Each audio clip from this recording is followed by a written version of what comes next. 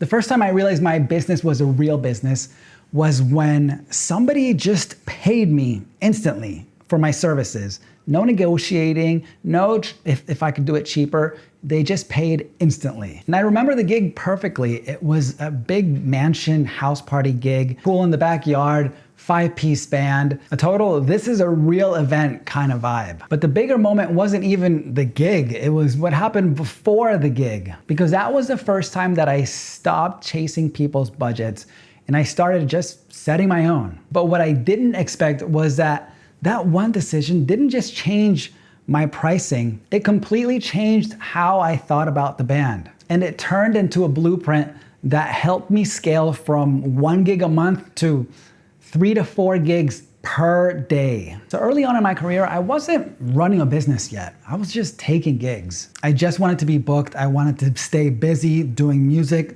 taking whatever came my way, saying yes to everything. I treated every inquiry like, please pick me. And back then, it wasn't a system, it was just survival. Most of my pricing was based on their budget. Like, how much money do you have? What's your budget? Didn't actually ask them those questions, but I tried to figure it out so I could land my pricing within their budget. Effectively, I was undercharging because I just wanted the gig. I wanted to get my foot in the door. I thought that the customer decided what I was worth. And then there was a moment where everything just flipped. I remember I got this inquiry through my website and I looked at it and I got nervous and I just set a price. They asked for services, I just gave them a price and I was so nervous about it. I was like, oh my God, here goes, I'm gonna waste this inquiry. It's not gonna work. I was bracing for all kinds of negotiation and pushback. Maybe they were just gonna ghost me. And then they didn't counter. They just booked right then and there. I was shocked. And that's when I realized that people don't want something cheap. They want something certain. And so I remember pulling up to the gig and it was just one of those houses where you go like, wow, everybody in the band was like, oh my God.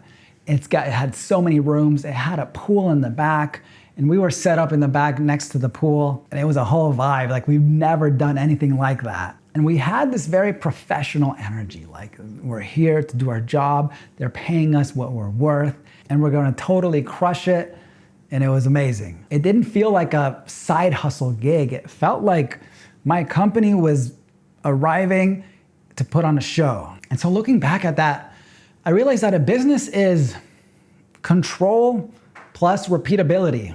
I was in control of everything, the pricing, the people in the band, the size of the band, the equipment, everything.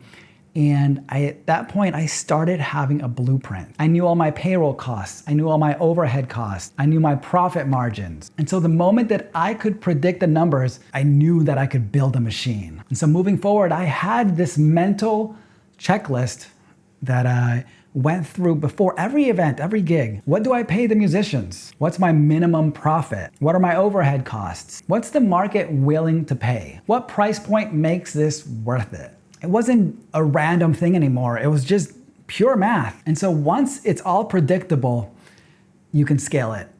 And you can go from 1 gig a month to 1 every weekend, and then 2 every weekend, and then 2 every day, Friday and Saturday. I didn't grow my business because I was working harder.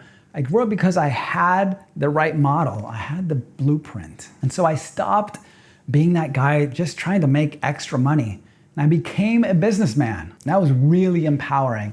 That gave me so much momentum that I was able to continue growing my business and have this confidence that I knew what I was doing and I could really grow something cool. And so that gig didn't really change my life. It was the pricing confidence that came from playing that gig that changed everything. Once I saw that blueprint, I just couldn't unsee it. And that's when I stopped hoping and just started to build. If you're building something right now and starting to set your prices or chasing people's budgets, I promise, the moment you set a real price is the moment that everything changes. If you're new here, I'm Claudio, the band leader, owner, and bass player of Mod Society, the high energy dance band from New York City. And subscribe for more content like this.